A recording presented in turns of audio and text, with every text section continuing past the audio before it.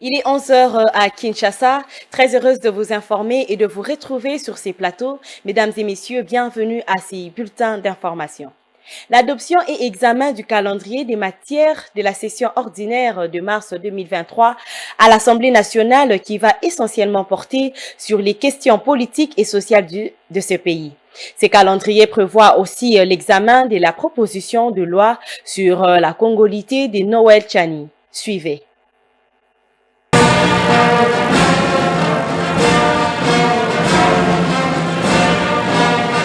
L'Assemblée nationale a adopté, moyennant amendement, le mardi 21 mars, le calendrier de la session ordinaire de mars 2023. Ces calendriers a notamment la très controversée proposition de loi sur la congolité de Noël Tchani, portée par le député Nsingi Pouloulou. Cette dernière ne figurait pas dans le projet du calendrier. Au moment du débat, le porteur de ces textes a rappelé au président de la Chambre basse du Parlement de l'oubli ou l'omission de sa proposition de loi dans le projet du calendrier. Christophe Mbosso a demandé à Nsingi Pouloulou de présenter l'accusé des réceptions au bureau du rapporteur et la proposition sera reprise au calendrier de matière de cette session. L'alignement de cette proposition de loi au calendrier de la session est une étape. Sa programmation pour débat en est une autre. L'examen de cette proposition de loi requiert préalablement la révision de la Constitution. Son examen est impossible au stade actuel au motif que l'article 219 de la Constitution interdit sa révision pendant notamment l'état de siège. Selon un communiqué du Programme alimentaire mondial PAM en sigle, 1,1 million de personnes ont besoin d'une assistance alimentaire dans le Nord Kivu, le Sud Kivu et l'Ituri, essentiellement constitués par les déplacés de guerre. Suivez. Selon le Programme alimentaire mondial PAM, 1,1 million de personnes ont besoin d'une assistance alimentaire dans le Nord Kivu, l'Ituri et le Sud Kivu. Parmi ces personnes, il y a essentiellement les déplacés de guerre. La récente avancée du M23 dans le territoire de Massissi au Nord Kivu a compliqué davantage la situation, provoquant de nombreux déplacements massifs vers Goma et vers la province voisine du Sud Kivu. Selon l'agence onusienne qui lutte contre la faim dans le monde, 10 000 nouvelles familles se seraient installées dans le camp de Boulengo et de Lushagara autour de Goma au cours des dernières semaines. Et les familles installées depuis 2 mois dans les camps de Niragongo et de Rutshuru ne peuvent toujours pas rentrer chez elles en raison de la reprise de combat malgré les cessez-le-feu annoncés pour le 7 mars. Le PAM rapporte aussi que de nombreux villages situés le long de la route Goma-Rutshuru se sont vidés. Les personnes déplacées dans l'est de la RDC ont besoin de nourriture, d'eau, d'hygiène et d'assainissement, ainsi que d'éducation pour leurs enfants. La situation est aussi inquiétante dans la province de l'Ituri, où la coopérative pour le développement du Congo, Codeco, et des groupes armés de forces démocratiques alliées ADF profitent du fait que les FARDC se concentrent sur la crise du Nord Kivu. Oui, un autre élément, l'insécurité s'y porte bien au quartier Kingu dans la commune de Selembao, où 15 personnes armées en tenue des policiers ont visité vers 2 heures plusieurs familles emportant de l'argent, des téléphones et d'autres biens de grande valeur après leur avoir violentés. Reportage d'Evite Panzou rendu par Ranta Luyela.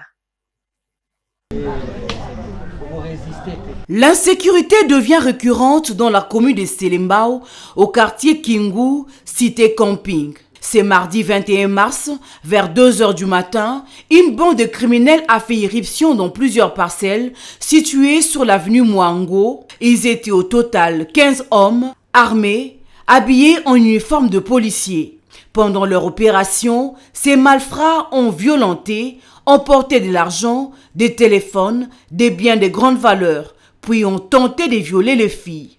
Une victime a pris son courage en main pour nous relater le déroulement de cet incident malheureux.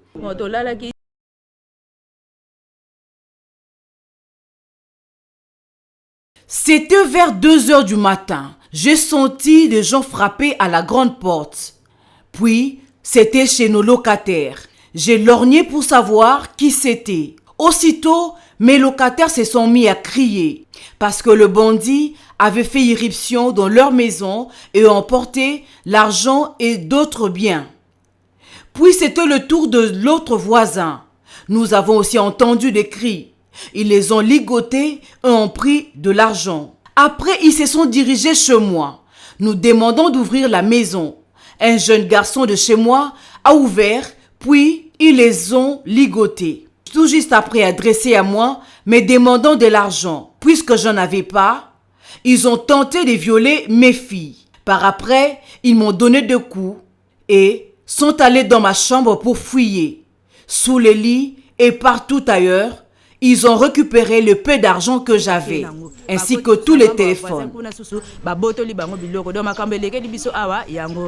Il faut souligner que ce matin, les victimes ont déposé une plainte à la maison communale de Selembao contre un inconnu afin que s'ouvrent les enquêtes pouvant démanteler cette bande de criminels. Les habitants de la commune de Kalamu et Makala s'y plaignent de la rupture d'eau et d'électricité causée par les travaux de construction de la route avenue Kikwit. À cela s'ajoute la non-indemnisation des victimes des maisons démolies des suites des travaux. Ils en appellent ainsi à l'implication des autorités compétentes pour résoudre la situation telle que promis par le gouverneur Gentini Ngobila lors de sa descente sur place. Jocelyne Massiala et Deo Chilombo pour les détails. Cela fait près d'une année depuis que les habitants de communes de Kalamu et de Makala, 2 communes longeant l'avenue Kikwit, endurent de sévères pénuries d'eau et d'électricité. Les tuyauteries conductrices d'eau potable et les câbles électriques ont été détruits lors de l'exécution des travaux de la construction de la route qui a donné naissance à une nouvelle avenue Kikwit, d'où plusieurs propriétés et installations publiques en ont fait les frais. Le souci des habitants est que tout soit réhabilité aussitôt les travaux terminé. Malheureusement, rien n'est effectué malgré l'avancée significative que connaissent les dits travaux. Par conséquent, cette population peine d'avoir accès à de l'eau potable. À cela s'ajoutent les familles qui se plaignent pour avoir perdu les uns leurs abris, les autres quelques mètres de leurs concessions récupérées par l'État pour la construction de la route Kikwit qui vient cependant désengorger cette partie de la ville-province de Kinshasa. Selon les victimes, surtout ceux de l'avenue Luisa,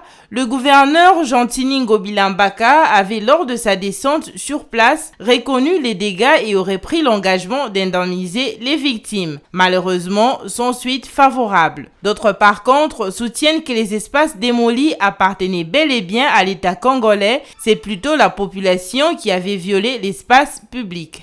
En remarquant vers les Lenguessa, là c'est déjà fini, d'ici peu je crois pas quand même un mois ou 2 mois. Ça évolue. Aujourd'hui, d'ailleurs, on va couler. Ça peut arriver même 3 semaines pour atteindre les niveaux du pont. Vous êtes en train de voir. Peut-être le lundi, je vais recommencer de l'autre rive pour y aller jusqu'au pont.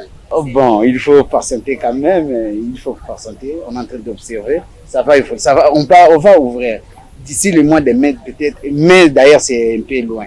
Donc, c'est le problème, le reste des problèmes des ponts. Les victimes seront-elles indemnisées ou non? La solution à ce problème, notamment celui lié à la desserte en eau potable et en électricité, est attendue impatiemment par la population de cette entité. C'est la fin de ces bulletins, mesdames et messieurs. Merci de l'avoir suivi et bonne continuité de programme sur Mondico Télévision.